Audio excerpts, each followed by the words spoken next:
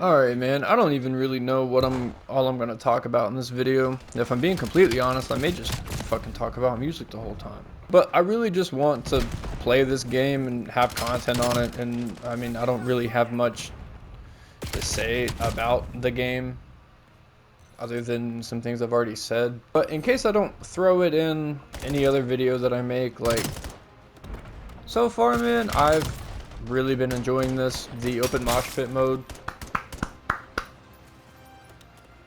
Phenomenal idea. Like, true. Oh my god, they're all the same. Truly, though, it's a great idea. Because I'm, at least in my opinion, fuck skill-based matchmaking, fuck EOMM. We don't need that. I completely lost interest when all that shit came in.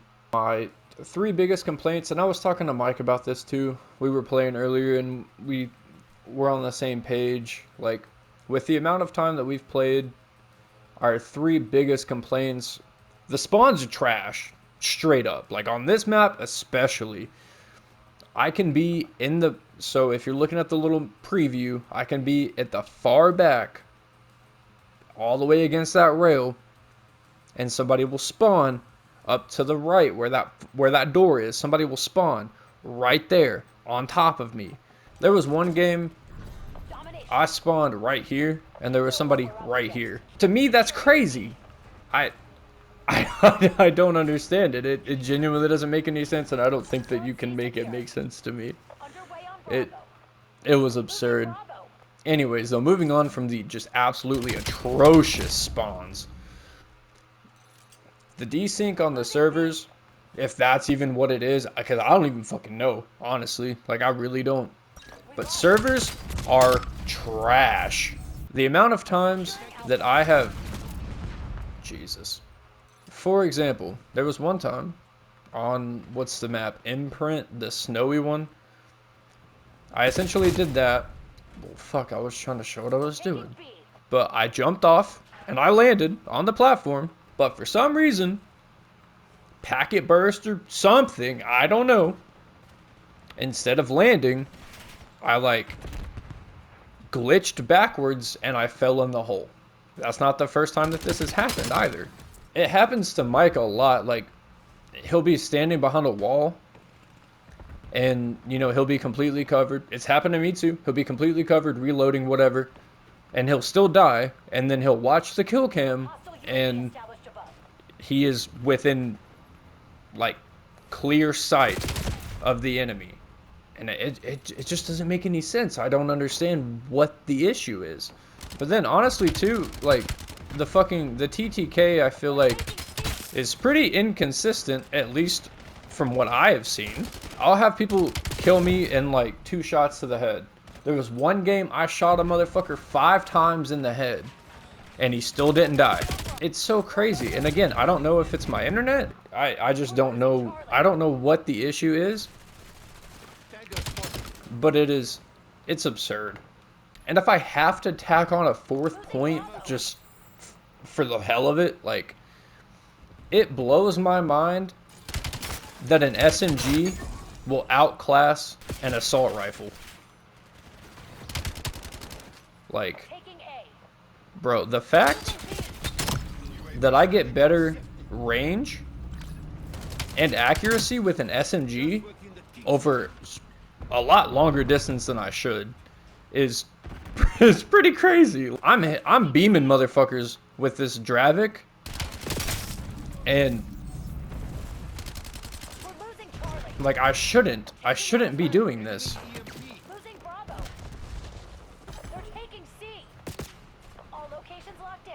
Who the fuck?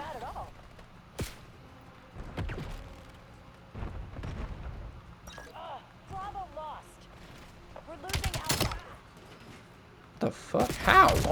I'm hoping that they fix it before launch. I mean, they've got a month. I don't know. Again, seeing as I haven't played a whole lot the past couple years, Mike says that Treyarch over the past few years has been pretty notorious with desync issues and having stuff like this happen. This weird shit keeps happening too. I'm not pressing right on the or left on the D-pad. I'm not pressing it. It shouldn't be doing that. However, certain times, see, like right there, why did it do that? Can somebody please tell me why it's doing that? Because it's really fucking annoying. Like, for one, I mean, I don't like that it does that. I die to it a lot because I go to aim, and then instead of having my sight, I'm left with this. I don't know, man. It's fun. They're doing a decent job, I feel like, in comparison to how it normally goes. At least, like, the fact that I'm even putting this much time into it. See, how the fuck are you gonna spawn somebody there? That is crazy to me. Unless he was in the corner and I didn't see it, that man spawned on top of me. I don't understand how you can see that happen and be like, yeah, that's fair. I mean, not like anybody's gonna really care, I don't feel like. But that's my opinion so far of the beta.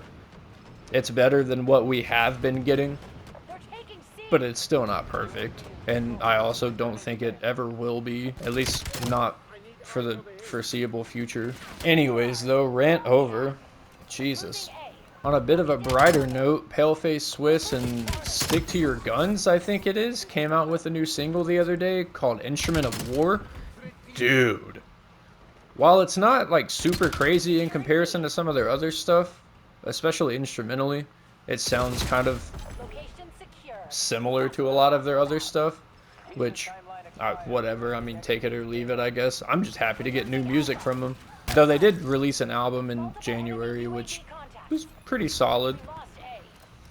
Although I did think that it was weird that they released a deluxe and called it like the complete edition, and all they did was add songs to it from like 3 years ago. They released a few singles like Best Before Death, The Gallows, and Please End Me, I think it was, and they were all released around like 2021, and yet they put it on the most recent album.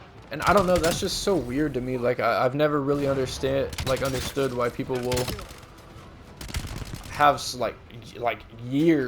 like multiple year-old songs and be like, I'm gonna toss this shit on the album. I can't remember if I talked about it or not. I'm honestly not too sure. And I re-listened to Fit for a King's album, Lonely God, which is the only album from them I've heard, which I need to change that because I fuck with that album so hard. Like, I need to hear their older stuff. I don't know if y'all have listened to it or not, or if, I mean, y'all are even into that kind of music, but it's heavy, but it also has some pretty solid, like, lows, I would say. Like, they've got some clean and, like, soft-ish vocals. I guess not even ish, like, some pretty soft vocals for how a vast majority of the album sounds. Got some really good clean singing on there, and just like lyrically really fucking good. The features on it stacked. Got The Plot in You, got Alpha Wolf and Chris Motionless from Motionless in White, and fiending so hard. It's been 3 years since their last album, and like, I want them to take their time. I want them to cook. I want it to be good. I'm gonna be so disappointed if it's not good. I need a snippet. I need something. Like, I would take them playing a new unreleased single at a concert and hearing it through somebody's phone. Like, I would take that and I would be so happy with it. I think I mentioned it too when it came out, but Lorna Shore's album, I Feel the Everblack Festering Within Me, dude, it's a fucking 10 in my opinion. Prison of Flesh, by far one of the hardest tracks I've heard in a minute, and it slaps in every way imaginable. We've been eating so good musically this year, it's insane. And even if you're into more like rap and that kind of shit, like, we've been eating there too. Jid's album, God Does Like Ugly, slaps.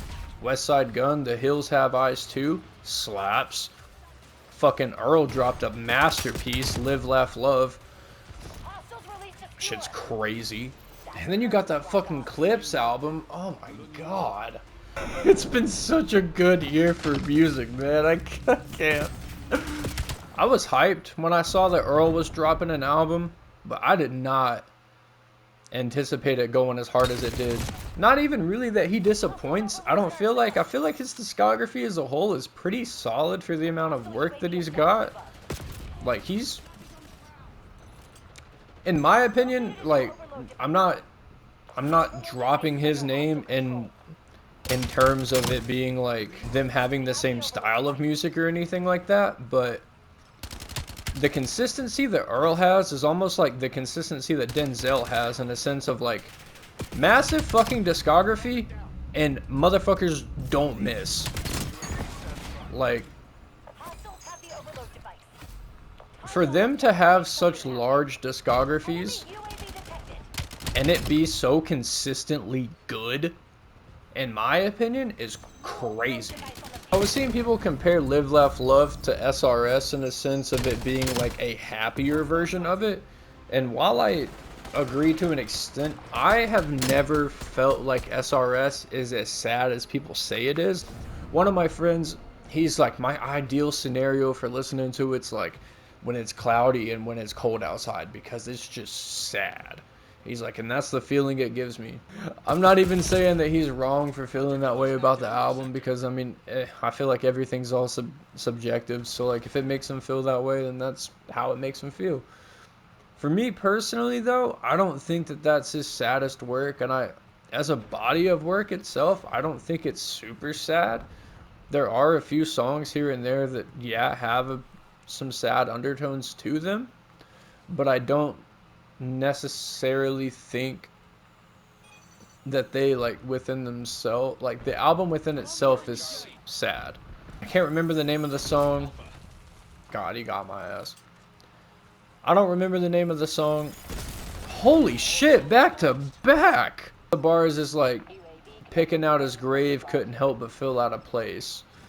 And I mean, yeah, like that is pretty sad. I did like equal amounts of damage to both of them and like got fucked basically. Oh my god.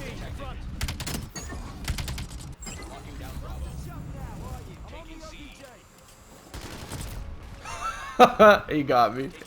But for me, if we're talking about his saddest work as a whole, in my opinion, it's I Don't Like Shit, I Don't Go Outside. The feeling that I get from that album is what I have seen other people describe for SRS. How the fuck did my teammate not see him? Oh, I did want to say though that my favorite song off of Live Laugh Love is Black Tourmaline, 100%. That like slurred, laid back, lazy flow, something about it, dude. It puts me in this weird trance, and I just love it. Honestly, the album as a whole, I feel like he really shines from a lyrical standpoint. Device location reset. But I've never really thought that he was ever really lacking lyrically. I was telling the same dude that was talking about SRS being like his saddest work, I was telling him like, yeah, like rap is poetry and like all rappers are poets and everything. He's on a completely different level in my opinion, because he does it almost like a spoken word type thing. You can listen to 16 bars from him and he's gone in like 8 different fucking directions. He's all over the place. And it's like you really have to sit down and dissect it. I gotta shout out Jeff too, because in one of his more recent skate videos, he had some clips of him with music playing in the background, and one of the bands that he was listening to was called Disembodied Tyrant. Dude, I am so fucking happy that I watched that video and that I found out who it was. The Devourer, bro. That song makes me feel some type of way. I know I'm jumping all over the place. ADHD is in full effect today. In terms of someone who I feel like has grown vocally, is Zelly, or Mark, whatever the fuck you want to call him, from Paleface. Listening to some of the earlier stuff, like the two chapter like 1 and 2 EPs, and then chapter 3 I think it is like the full album. And even going from like Fear and Dagger to Cursed, at fuck dude, even going up to the newest song, Instrument of War, he has improved so well in damn near every aspect, from his pig squeals to his just full on like growl scream rap type shit that he does, to his cleans on the songs River of Sorrow and Love Burns. Granted, Love Burns is more so towards the end, and I feel like it doesn't take as heavy of like a focal point as River of Sorrows does. He has gotten so good, and I feel like a pretty short amount of time, and it makes me really excited to see what is gonna come like in the future from them. Is he gonna do more cleans? Is he gonna stick to just doing kind of like what they've been doing, more like the, I don't want to say typical stuff, but just like what you would expect from like death metal and that kind of stuff? I'm not gonna fucking complain either way. I love all of it. I love the cleans being added in there. I really like how they're done. They don't like, they do it in such a good way, like the way it's placed and the lines that they choose to do clean and everything like that, man. When that album dropped, first off, that was my most anticipated album of the year until I found out Sleep Token was dropping, and then that took my most anticipated album, and I think may have my album of the year, at least in like that kind of genre. Even though I know like there's always this debate on whether or not they're metal or not, and it's like they're not really a metal band. It's just like Will from Lorna Shore put it best, they're not a metal band. They never said they were. They just happened to make some metal songs, and then people slapped the label on them of as being a metal band. But overall, like, they're just a band that makes really good music, and some of it happens to be metal. God damn, that dude's popping off. Holy shit. Whatever that streak is, man, it's so overpowered. Like, it's crazy. Reminds me of, like, the raps from BO3. It's just a whole bunch of them, and they just target fucking anything and everything in their path. It's ridiculous. I think the whole of Infinite Baths is great. However, that last 4-minute stretch where he does that really dirty fry screaming, that, oh my god, dude. I love hearing him scream like that. It's so good. And then that that breakdown. Oh my god. That's within my top 5 Sleep Token songs, without a doubt. Even if I completely stop playing that album as a whole, I'm always going to go back and play that song. Fuck, dude, I could honestly keep rambling and talking about this shit forever. I do want to say just like thank you for all the love and support on all these videos, just on everything that I've done up to this point. Honestly, I really appreciate it. I was going through the other day and I was looking at it, and like the amount of videos that I have that have multiple likes on them is ridiculous. I genuinely am just dumbfounded. It makes me so happy, and I really do just appreciate it so much. Thank y'all for everything. Let me know what y'all want to see in the future, and I'll do my best to play it. And yeah, until next time, peace.